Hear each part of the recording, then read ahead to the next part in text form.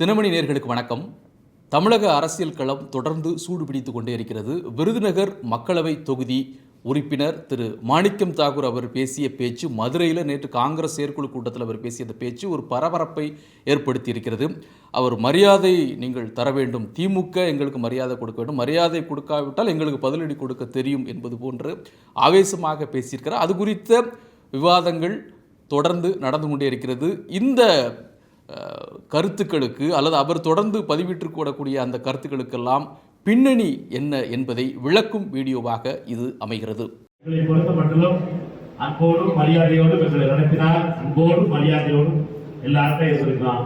எங்களை எதிர்த்து எங்களை அவமானப்படுத்தி எங்களை கீழ்த்தரமாக பேச நினைப்பவர்கள் அனைவரையும் அவர்களுடைய அதே கொடியை பதில் காங்கிரஸ். விருதுநகர் மக்களவை உறுப்பினர் திரு மாணிக்கம் தாகூர் பார்த்திங்கன்னா எக்ஸ் தளத்தில் தொடர்ந்து ஒரு பரபரப்பான பதிவுகளை இட்டுக்கொண்டே இருப்பார். பரபரப்பான பதிவு அப்படின்னு சொன்னால் கூட்டணி குறித்த பல்வேறு விஷயங்கள். இப்போ தேர்தல் நெருங்கி வரக்கூடிய இந்த காலகட்டத்தில் அந்த கருத்துக்கள் பெரிய அளவில் முக்கியத்துவம் பெறுது. காங்கிரஸ் திமுக அணியில் இருக்கிறது, காங்கிரஸ்க்கு எவ்வளவு இடங்கள் கொடுக்கப்பட வேண்டும், காங்கிரஸ்க்கான பலம் என்ன, பலவீனம் என்ன, இது போன்ற பல கருத்துக்கள் இப்போ பெரிய அளவில் விவாதத்திற்குள்ளதாக மாறுது. காரணம், தேர்தல் நெருங்குது. திரு மாணிக்கம் தாகூர் அவர்கள் தொடர்ந்து சொல்லிக் கொண்டிருக்கூடிய ஒன்று, சமீப காலங்களில் ஆட்சியில் பங்கு வேண்டும், அதிகாரத்தில் பங்கு வேண்டும் என்ற ஒரு கருத்தை அவர் தொடர்ந்து முழங்கிக் கொண்டே இருக்கிறார். அதே போன்று பிரவீன் சக்கரவர்த்தி அவர்களும் இந்த கருத்தை முன்வைக்கிறார். இதற்கு இடையில் இந்த கூட்டணி பேச்சுவார்த்தைகள் குறித்து அந்த குழு அமைக்கப்பட்டு ஒரு அதிகாரப்பூர்வமான அந்த பேச்சுவார்த்தையை தொடங்குவதற்கு திமுக காலம் தாழ்த்துகிறது என்பது ஒரு பொதுவான குற்றச்சாட்டு. சமீபத்தில் அவங்க 22ஆம் தேதி குழு அமைக்கப்பட்டு அதற்கான வேலைகள் நடக்கும்னு சொல்லியிருக்காங்க. அதற்கு முன்பு வரை ஏன் இந்த காலதாமதம் என்ற கேள்வி அவர்கள் தொடர்ந்து எழுப்பிக் கொண்டிருக்கிறார்கள். மிக முக்கியமாக மாணிக்கம் தாகூருடைய கருத்துக்கள் ஏன் இந்த அளவு விவாதிக்கப்படுது அப்படின்னு பார்த்தீங்கன்னு சொன்னால், அவர் மதுரையில் அங்கே இருக்கக்கூடிய சில பிரச்சனைகள் குறித்து பேசுகிறார். அங்கே இருக்கக்கூடிய பிரச்சனைகள் என்று சொன்னால், அங்கே திமுக மாவட்ட செயலாளர் இருக்கக்கூடிய திரு தளபதி அவர்கள் கூட்டத்தில் பேசுகிறாரு. காங்கிரஸுக்கு என்னங்க, காங்கிரஸுக்கு பூத் கமிட்டிக்கே ஆள் இல்லை, என்ன ஒரு ஒரு 3000 ஓட்டு இருக்குமா அந்த என்று ஒரு கருத்தை அவர் முன்வைக்கிறார். இந்த கருத்துக்கு பலமான எதிர்வினை மாணிக்கம் தாகூரிடமிருந்து வருகிறது. கட்சி அவர் மீது நடவடிக்கை எடுக்க வேண்டும். காங்கிரஸ் குறித்து இது போன்று அவர் ஒரு தாழ்வான கருத்தை சொல்கின்ற பொழுது அவர் மீது நிச்சயமாக ஒரு நடவடிக்கை வேண்டும் என்று சொல்லி அவர் சொல்ல. ஆனால் இது வரைக்கும் எந்த நடவடிக்கையும் எடுக்கப்படலை. இதற்கு இடையில் தான் அவருக்கு சில பதிவுகளும் அப்பப்போ வந்து காங்கிரஸ் கூட்டம் அவங்க டெல்லியில் நடக்கும்போது ஒரு கருத்தை பதிவிடுறது, செய்தியாளர்களை சந்திக்கும் போது பல்வேறு விஷயங்கள் குறித்து பேசுவது, இந்த ஆட்சியில் பங்கு என்பது குறித்தெல்லாம் பேசுவதில் மக்கள் முடிவு செய்வார்கள். திரு மு.க. ஸ்டாலின் அவர்கள் தெளிவுபடுத்துகிறாரு. என்ன தெளிவு?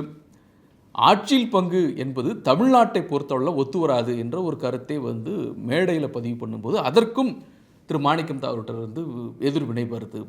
மக்கள் முடிவு செய்வார்கள் அப்படிங்கிற ஒரு கருத்தை வந்து அவர் முன்வைக்கிறார்.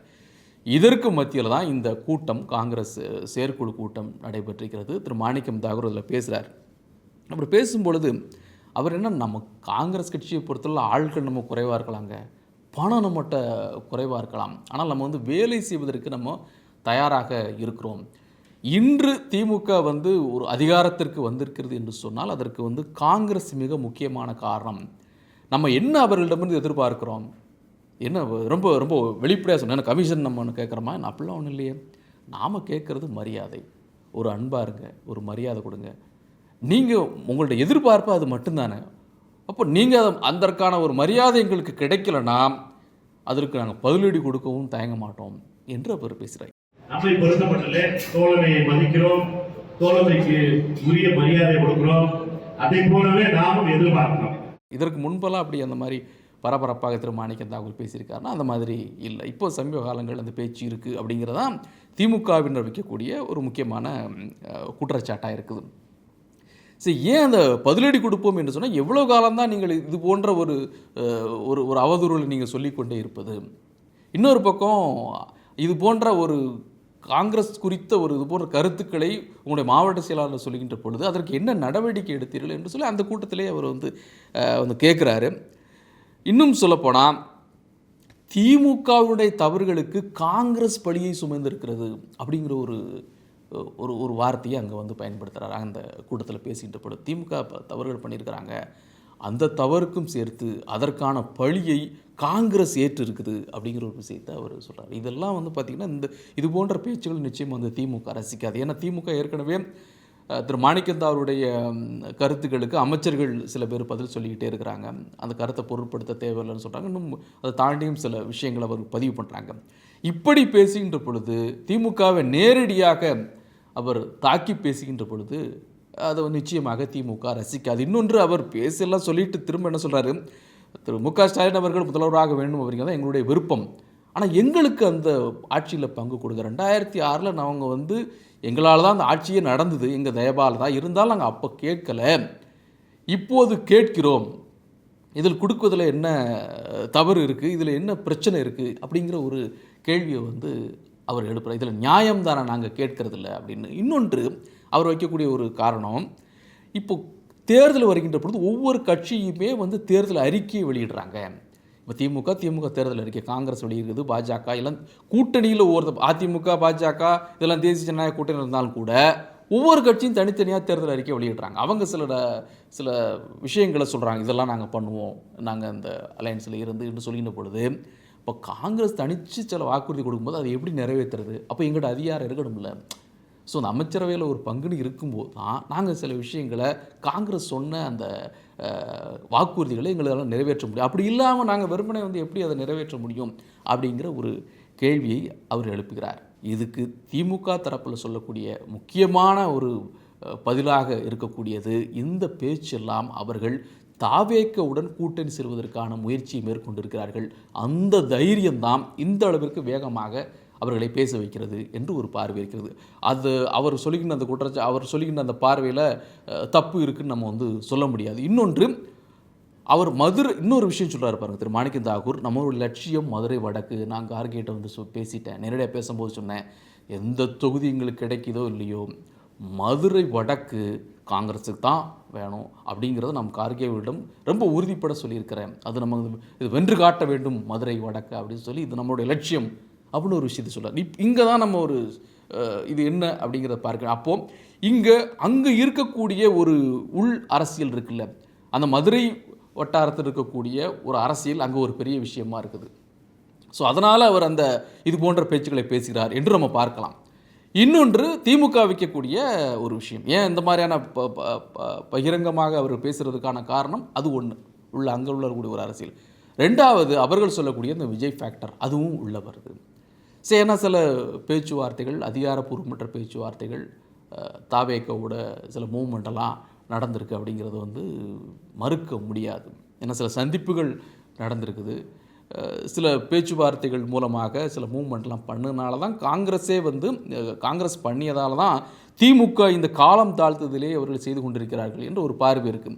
இப்போ நாங்கள் 70 நாள் ஆச்சுங்க, எங்களை நீங்கள் கூப்பிடவே மாட்டேங்கன்னா, உங்களை யார் அவ்வளோ சீக்கிரமாக அந்த குழுவை அமைக்க சொன்னது, யார் பேச்சுவார்த்தைக்கு வர சொன்னது என்ற ஒரு கேள்வியை வந்து நேரடியாக சொல்லாட்டாலும் மறைமுகமாக திமுக சொல்லிக்கிட்டே இருக்காங்க.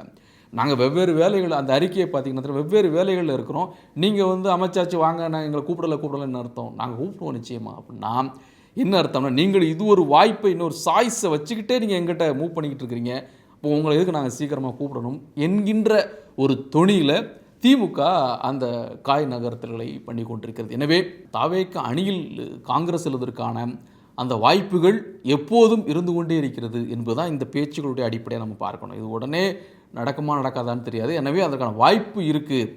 ஏன்னா அந்த கூட்டத்தில் தீர்மானங்கள் நிறைவேற்றப்பட்ட தீர்மானங்கள் பார்த்திங்கன்னா அதோட பயங்கரமாக இருக்குது. இங்கே உள்ளாட்சி தேர்தலில் 30% மேலே அந்த பங்கு கேட்பது, ஆட்சியில் பங்கு, அமைச்சரவையில் எண்ணிக்கை அதிகமாக வேணும் அப்படின்னு கேட்கறதெல்லாம் பார்க்கின்ற பொழுது, அந்த செயற்குழு கூட்டம் தீர்மானங்களை பார்க்கின்ற பொழுது, இப்போ எங்களுக்கான ஒரு வாய்ப்பு இருந்து கொண்டே இருக்கிறது. உங்கள் கூட தான் இருக்கணுங்கிறது இல்லை, உங்களோட சேர்ந்து நான் வெற்றியை பெற்றிருக்கிறோம், அதெல்லாம் நாங்கள் மறுக்கலை, ஆனால் எங்களுக்கு இன்னொரு சாய்ஸ் இருக்குது அப்படிங்கிறத வந்து மாணிக்கம் தாகூர் மூலமாக காங்கிரஸ் சொல்லி கொண்டே இருக்கிறது. சரி இன்னொன்று சொல்லுதும்ல, இவர் சொல்கிறார், திரு மாணிக்கம் தாகூர் அவர்கள் வந்து திமுக மாவட்ட செயலாளர் பேசிய பேச்சுக்கு அந்த கட்சி எந்த நடவடிக்கை எடுக்கலைன்னு. இது போன்ற மாணிக்கம் தாகூர் இது போன்ற கருத்துக்களை முன்வைக்கும்போது காங்கிரஸ் என்ன நடவடிக்கை எடுத்தது என்று அவர்கள் கேட்கிறார்கள். எனவே தலைமைகள் இவர்கள் பேசுவதை இந்த அளவில், இந்த இடங்கள் குறித்து, தொகுதி குறித்து, ஆட்சி குறித்து, அதிகாரம் குறித்து, அதிகாரத்தின் பங்கு குறித்து இது போன்ற கருத்துக்களை வெளிப்படுத்துவதற்கு கட்சியில் பெரிய அளவில் எந்த எதிர்ப்பும் அவர்கள் சொல்லலை. காங்கிரஸ் தரப்பிலிருந்து காங்கிரஸ் நம்மளும் காங்கிரஸினுடைய அகில இந்திய தலைமை இதற்கு எந்த விதமான எதிர்ப்பையும் அவர்கள் தெரிவிக்கவில்லை. அப்படின்னா திமுகவும் என்ன நினைக்கிறது, இவர்கள் இந்த பேச்சிற்கு எந்த எதிர்ப்பும் தெரிவிக்காத போது நாம் ஏன் இவங்களுக்கு உடனடியாக ரியாக்ட் பண்ணணும், பார்த்துக்கலாம் அப்படின்னு திமுக நினைக்குது.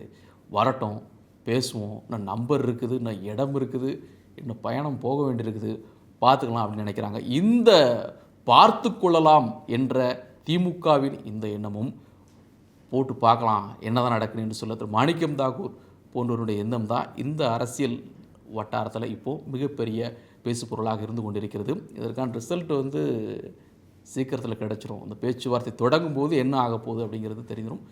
தொடர்ந்து நாம் இது போன்ற பல்வேறு அரசியல் நிகழ்வு குறித்து பதிவு செய்து கொண்டிருப்போம். மீண்டும் சந்திப்போம். நன்றி, வணக்கம்.